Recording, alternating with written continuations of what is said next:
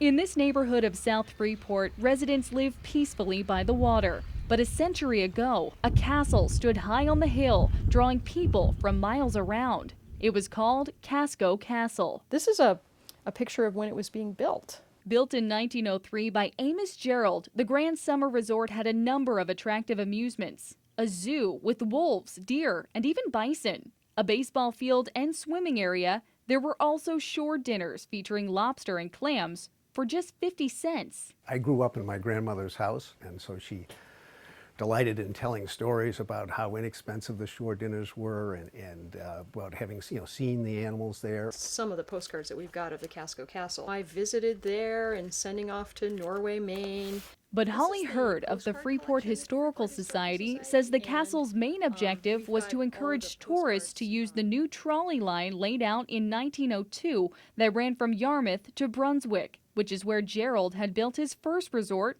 Merry Meeting Park. And so he thought, well, if we can put another one of these amusement parks along the trolley line, that will encourage people to come up. They can either visit this one in South Freeport or they can visit the one in Brunswick. But toward the end of its days, the Casco Castle began to suffer financial loss as tourism declined. People simply found a better way to get around. It was that pesky automobile that caused the problem. Then one day in 1914, as it was closing for the season, the castle met its end. As people were packing up, the place caught on fire. The main part of the building was wooden and it was very dry. So as soon as it started, the whole thing just burned to the ground.